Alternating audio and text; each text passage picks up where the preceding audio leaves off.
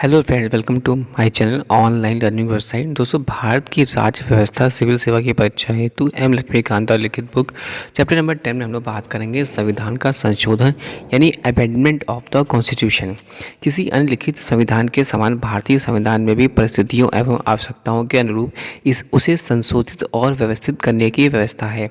हालांकि इसकी संशोधन प्रक्रिया ब्रिटेन के समान आसान तथा अथवा अमेरिका के समान अत्यधिक कठिन नहीं है।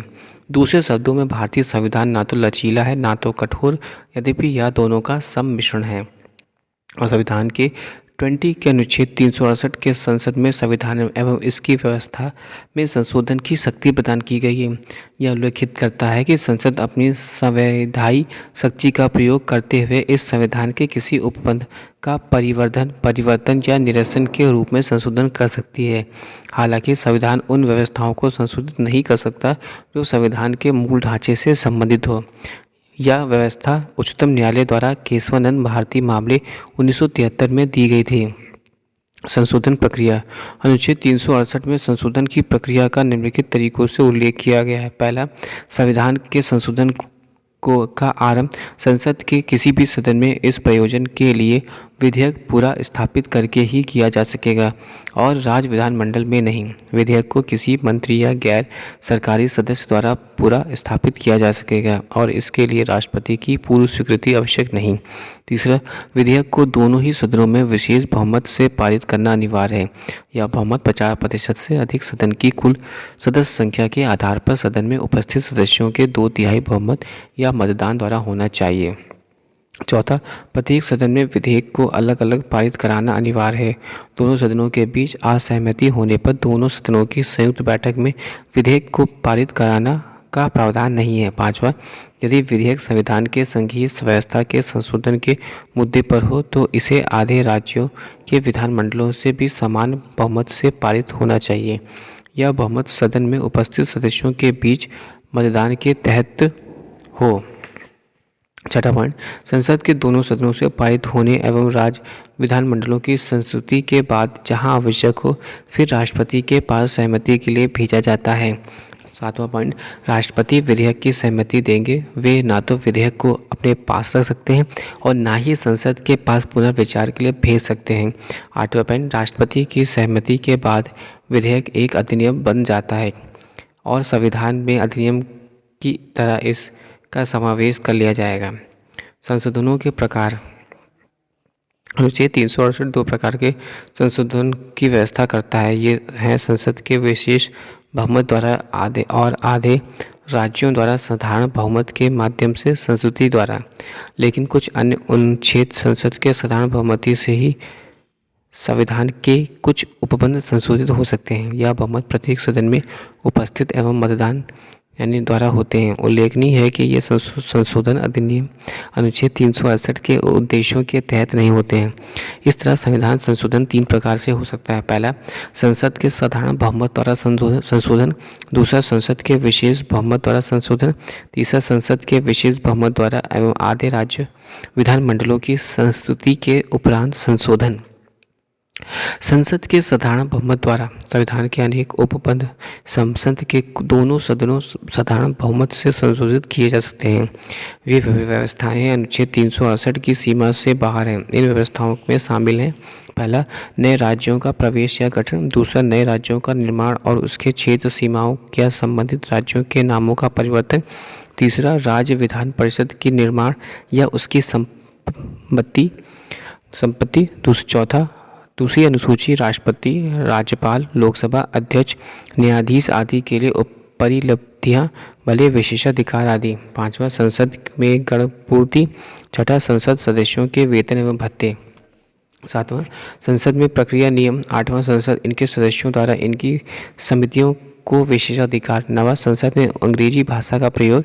10वां, उच्चतम न्यायालय में अवर न्यायाधीशों की संख्या। 11वां, उच्चतम न्यायालय में के न्याय क्षेत्र को ज़्यादा महत्व प्रदान करना। 12वां, राजभाषा का प्रयोग। 13वां, नागरिकता की प्राप्ति एवं समाप्ति। 14वां, संसद एवं राज्य विधानमंडल के निर्वाचन। 15वां, निर्वाचनों क्षेत्रों का पुनराधिकरण। 16वां, केंद्र शासित प्रदेश। 17वां, 5वीं अनुसूची, अनुसूचित क्षेत्रों एवं अनुसूचित जनजातियों का प्रशासन। 18वां छठी अनुसूची या जनजातीय क्षेत्रों का प्रशासन। संसद के विशेष बहुमत द्वारा संविधान के जात उपबंधों में संशोधन संसद के विशेष बहुमत द्वारा किया जाता है, अर्थात प्रत्येक सदन के कुल सदस्यों का बहुमत अर्थात 38% से अधिक और प्रत्येक सदन के उपस्थित और मतदान के लिए सदस्यों के 2/3 का बहुमत कुल सदस्यता अभिव्यक्ति का अर्थ सदन के सदस्यों की कुल संख्या से है, चाहे इसमें रिक्तियां हों या अनुपस्थिति हो। स्पष्ट शब्दों में विशेष बहुमत की आवश्यकता विधेयक के तीसरे पठन चरण पर केवल मतदान के लिए आवश्यक होती है, परंतु पूर्ण बचाव के लिए विधेयक को सभी अवस्थाओं के संबंध में सभा के नियमों में विशेष बहुमत की आवश्यकता की व्यवस्था की गई है। इस तरह संशोधन व्यवस्थाएं शामिल हैं। पहला, मूल अधिकार। दूसरा, राज्य की नीति के निर्देशक तत्व। तीसरा, वे सभी उपबंध जो प्रथम एवं तृतीय श्रेणियों में संबद्ध नहीं हैं। संसद के विशेष बहुमत एवं राज्यों की स्वीकृति द्वारा नीति के संघीय ढांचे से संबंधित संविधान के उपबंधों को संसद के विशेष बहुमत द्वारा संशोधित किया जा सकता है और इसके लिए यह आवश्यक है कि आधे राज्य विधानमंडल में साधारण बहुमत के माध्यम से उनको मंजूरी मिले। यदि कुछ या बचे राज्य विधेयक पर कोई कदम नहीं उठाते हैं तो इसका कोई फर्क नहीं पड़ता। आधे राज्य उन्हें अपनी संस्तुति देते हैं तो औपचारिकता पूरी हो जाती है। विधेयक को स्वीकृति देने के लिए राज्यों के लिए कोई समय सीमा निर्धारित नहीं है।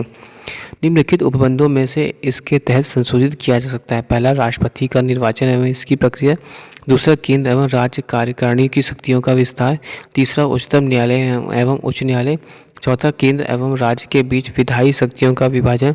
पाँचवां, 7वीं अनुसूची के संबंध में कोई विषय। छठा, संसद में राज्यों का प्रतिनिधित्व। सातवां, संविधान का संशोधन करने की संसद की शक्ति और इसके लिए प्रक्रिया। अनुच्छेद 368 संशोधन प्रक्रिया की आलोचना। आलोचकों ने संविधान संशोधन प्रक्रिया की निम्नलिखित आधारों पर आलोचना की है।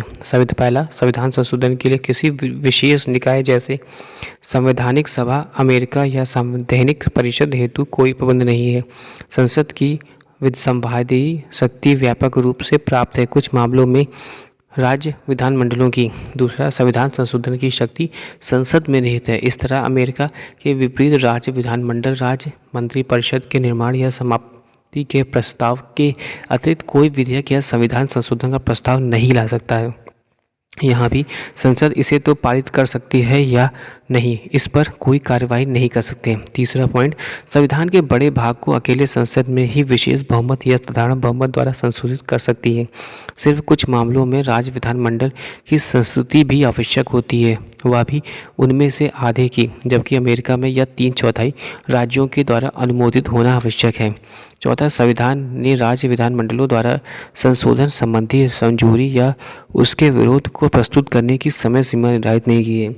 वह ऐसे मुद्दे पर मौन है कि अपनी संस्तुति के बाद क्या इसे वापस ले सकता है।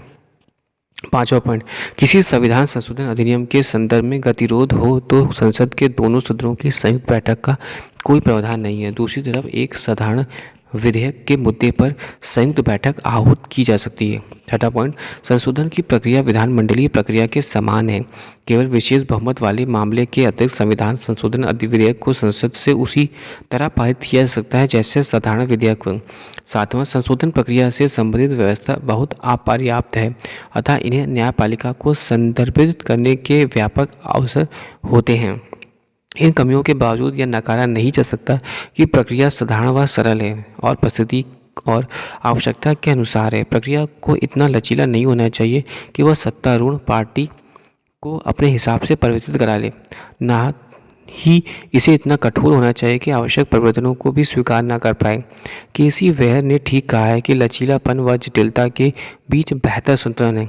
इस संदर्भ में पंडित जवाहरलाल नेहरू ने संविधान सभा में कहा है कि हम इस संविधान को इतना ठोस बनाना चाहते हैं कि जितना स्थायी हम इसे बना सकें, और संविधान में कुछ भी स्थायी नहीं है, इसलिए इसमें कुछ लचीलापन होना चाहिए। यदि आप संविधान को कठोर और अस्थायी बनाते हैं तो आप राष्ट्र की प्रगति को रोकते हैं। इस तरह डॉक्टर भीमराव अम्बेडकर ने संविधान सभा में महसूस किया कि सभा में इस संविधान के किसी अंतिम और भ्रमित मुहर लगाने से स्वयं को दूर रखा और ऐसा उसके कनाडा की तरह लोगों को संविधान संशोधन का अधिकार ना देने अथवा अमेरिका या ऑस्ट्रेलिया की तरह असाधारण नियमों और शर्तों को पूरा करने के लिए संशोधन की प्रक्रिया में स्वयं को दूर रखकर बल्कि संविधान संशोधन हेतु सरल प्रक्रिया बनाई है। केसी वेयर भारत के संविधान में विभिन्न प्रकार के संशोधन प्रक्रिया के प्रशंसक हैं। वे कहते हैं कि संशोधन व्यवस्था में वह विविधता बुद्धिमत्तापूर्ण लेकिन मुश्किल से ही मिलने वाली है। ग्रीन विटल ऑस्टिन के अनुसार संशोधन प्रक्रिया अपने आप में सिद्ध करती है कि वह संविधान का सर्वाधिक स्वीकार्य भाग है, यद्यपि यह बहुत जटिल है या काफ़ी कम संविधान को विविध गुण वाला है। Thanks for watching and sharing.